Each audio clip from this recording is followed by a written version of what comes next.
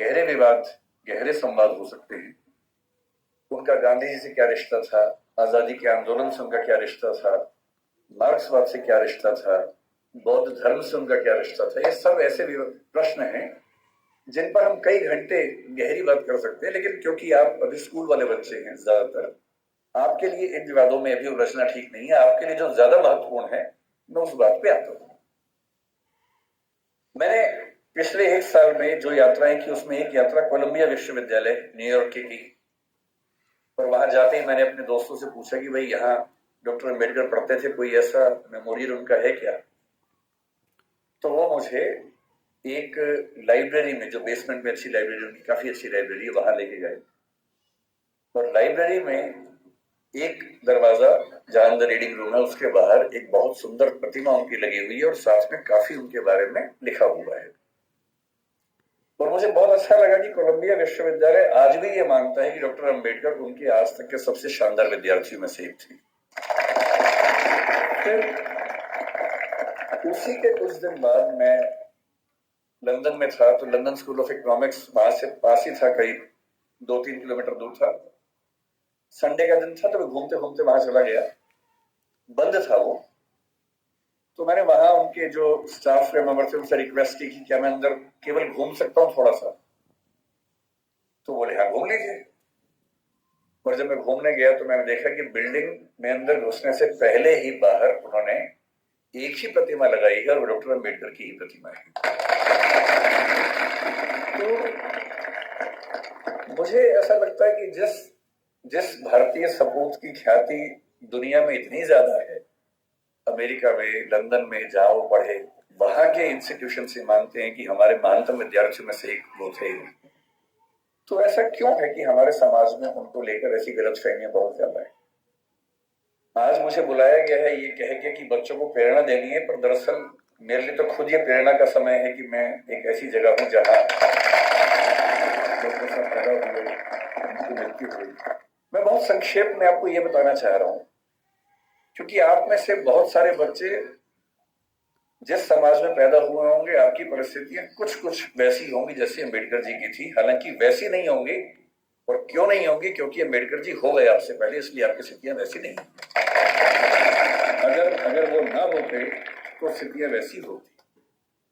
तो मैं आपको थोड़ा सा बताना चाह रहा हूं कि आप किस भारत की ऐतिहासिक सामाजिक परंपरा में स्थित हैं और आपकी जिम्मेदारी क्या बनती है। मैं ये भी समझाना चाह रहा हूं कि जो सदस्य आप में से या समाज के जो सुनेंगे इस वक्तव्य को, जो समाज के उस तबके से नहीं भी हैं, जो समाज के संपन्न वर्ग से हैं, उनको भी समझने की जरूरत है। जो हम थोड़ा सा समझेंगे क्या है वो। हमें किसी व्यक्ति की महानता समझने के लिए पहले ये देखना चाहिए कि उसकी प्रेरणा बिंदु क्या थी। आपको मैं प्रेरित करूं, इससे बेहतर है कि मैं आपको वही बताऊं डॉक्टर अंबेडकर के बारे में जिससे मुझे प्रेरणा मिलती है। शायद आपको भी किसी से प्रेरणा मिल रही है। और मैं ये स्पष्ट कर दूं, मैं किसी विचारधारा, किसी मान्यता, किसी वाद का अंध समर्थक नहीं हूं।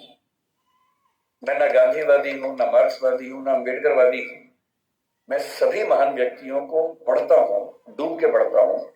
अम्बेडकर जी जितना पढ़ते थे उतना नहीं पढ़ पाता हूं, लेकिन तब भी काफी पढ़ता हूं उनके बारे में। तो एक ऐसी बात मैंने सुनी है, आप बार बार ताली मत बजाइए, उससे रिदम टूटेगी। ताली एक ही बार बजा दीजिएगा बाद में, है ना। अभी सुन लीजिए। मैं कल जब इंदौर आ रहा था, फ्लाइट में था, तो मैंने कुछ वीडियोस डाउनलोड किए हुए थे अम्बेडकर जी के बारे में। ये सोच के कुछ नया पढ़ने को मिले, कुछ नया सुनने को मिले, तो मुझे भी तो प्रेरणा मिले। तो एक जिक्र मैंने सुना। आप लोग धूप से परेशान तो नहीं हो रहे ज्यादा? वैसे भी धूप मेरी तरफ ज्यादा है, आपकी तरफ तो कम है। तो अगर मैं बोल सकता हूं तो आप सुन भी सकते हैं, ऐसा क्या है। और आज डॉक्टर अम्बेडकर के घर गया और मैं दंग रह गया। उनकी लाइब्रेरी में किताबें गिनने लगा, तो उसके बाद पता लगा कि उनके पास उस समय 8,000 किताबें थी। ताली नहीं बजानी है, नहीं, सुनना है, केवल सुनना है। 8,000 किताबें थी।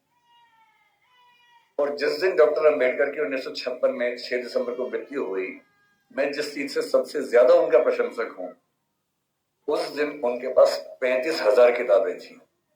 मैंने अरस्तु के बारे में सुना है, जो ग्रीक फिलोसफी का सबसे महान चिंतक या सबसे महान चिंतकों में से एक हुआ, उसने अपने जीवन में 3000 पुस्तकें लिखी। हालांकि वो अधिकांश पुस्तकें बहुत छोटी हैं, 2 पृष्ठ, 4 पृष्ठ, 5 पृष्ठ की हैं।